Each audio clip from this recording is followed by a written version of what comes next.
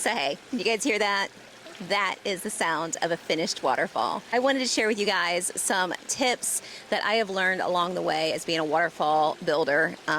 Something that I think would have been super helpful for me years ago when I started this trade. So hopefully I can demystify some things. If you're looking to create a naturalistic waterfall, something that really is just, just sets off your backyard or maybe a little courtyard front entrance way, that you want to make it look like it, not like it just popped up out of nowhere, but make it look like it's part of the garden, that I'm hoping these tips are going to help you guys. Now, I know this feature right here that we just finished is a much bigger feature than you might be working with in your own house, but the fundamentals are the same. My waterfall in my backyard, which is much smaller, all of the top sections were done by hand with smaller boulders, so it's the same concept, but we're here today, so I thought I would just go through these tips for you guys in hopes that it helps you create that look for yourself. So tip number one, which sounds simple, but super important.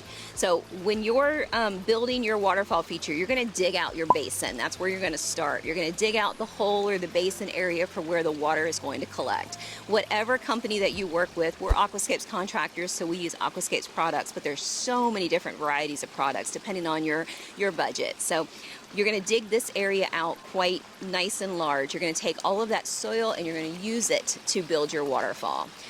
90% of the time, no matter how small your waterfall, that is not enough soil for you to use. You need to bring in enough dirt where your waterfall area does not look like a teepee, does not look more like this kind of structure. You kind of want it to look like an oversized mound of like an anthill, more like Florida anthills, like they're just gravitas, triple story anthills. You want to make sure that you have enough where you can really mound it out on the sides and feather it out and go into a natural grade. So kind of like, just a rounded state. And then you want to take wherever that waterfall, wherever the viewpoint is, whatever the middle of that area is, you want to carve the middle of that area out, just like we did here. So this is our big giant anthill here. And all we did was, feather it down on both sides. And then we took the middle of that, the area that we wanted to focus on, and we built a channel in the middle. So we started carving that middle section out and insetting our boulders.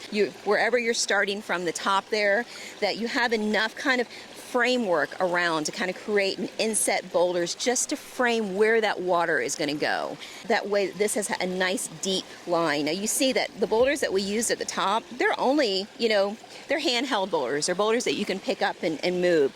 Those right there are holding water in. So we have the liner wrapped inside those boulders, and to the outside of those boulders kind of pinned there with mulch. So they're kind of tucking in, creating a wall for that water to go in. But you see where the water line is. It's not even halfway up those boulder lines before it falls. What you want to make sure when you're creating that wall, you naturally want to do a straight wall, of course, but for a pitch, for water to move, you definitely want that first tier, especially the first tier, to have a nice angled pitch. You don't want it to be like this, because the last thing you want to do is you don't want your water to come from here and then backflow into these corners. You want it naturally to tilt forward so water comes here and wants to go this direction, because water will move fast and then it won't have time. By the time it starts collecting, it'll kind of go into different areas. So we didn't want it to go back into those corners. We wanted it to flow first. And the same thing happens with every single tier. So as we get in here, there's a higher level there, and then it's a smaller or lower level here, and everything is pitched forward down to this gigantic final tier. This boulder tips forward to create that same kind of look.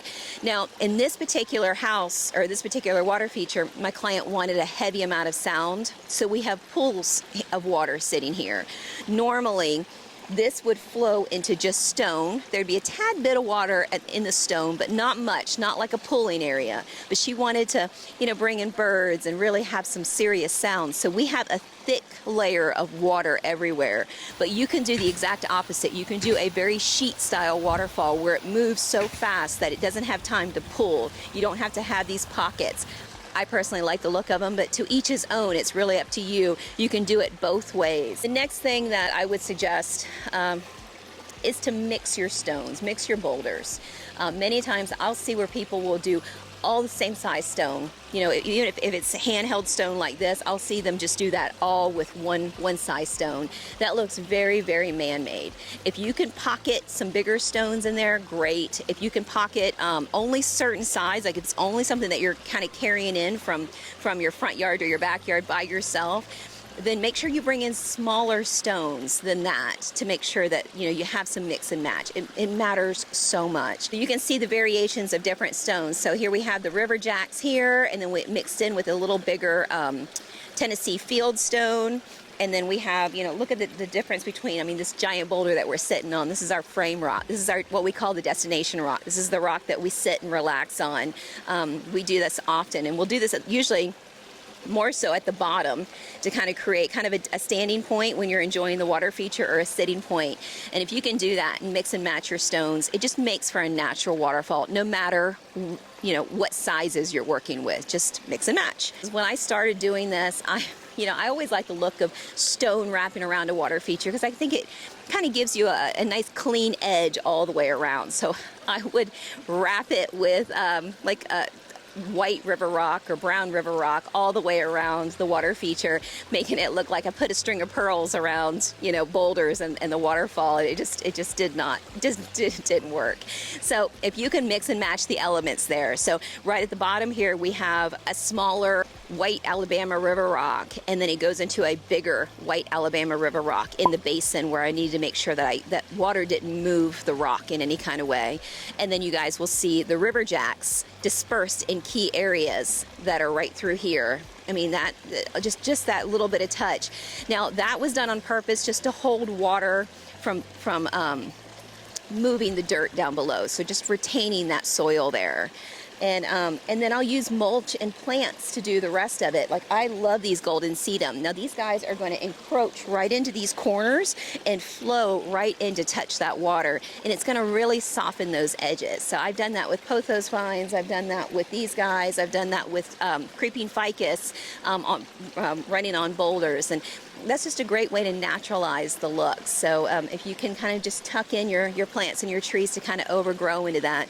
In this particular case, we ended up doing a potted planting area within the waterfall, and kind of create more sound, but also to add in a tropical plant that is going to be a gorgeous feature, especially as it blooms. But this is a giant apostle iris, just to kind of give us a little crowning effect on this corner, and I think it turned out stunning. And I started doing this a couple years ago. If you have an irrigation system, it makes it so nice and easy, because obviously we're in Florida here, we have evaporation.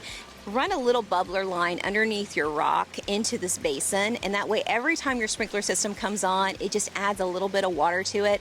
If you do that, then you won't even have to worry about adding any kind of water to it during those windy and heavily sunny days. So I found that to be super effective for kind of just topping off your water feature ever so often. And lastly, I hear this myth all the time, and this worry that people have, where I'd love to have a water feature in my front by my entranceway or my back area where we relax, but the last thing I want to do is invite just mosquitoes, breeding mosquitoes into sitting water, and that's absolutely a concern. I have seen bird bass, that have it, areas, things with small pumps where water's not moving, that can absolutely happen. But in cases like this, where you have an aggressive amount of moving water, you don't have any sitting pockets, you're going to have less chance of any kind of mosquito larvae or anything like that happening in this type of water feature. Now, if you do one that, like I mentioned earlier, where the water flows right into the stone, then you're going to have no chance of it, because there's no sitting water at all. You just have a little pocket, and then it goes right into the stone and recirculates back up to the head.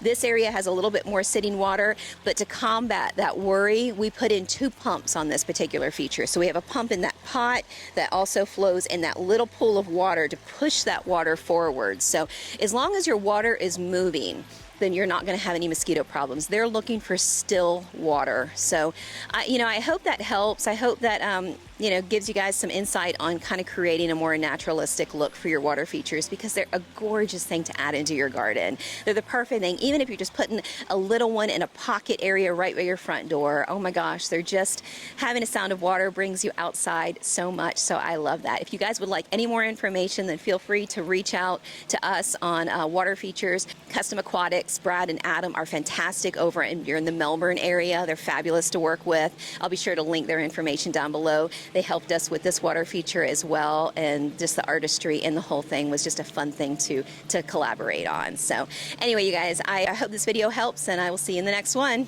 Take care.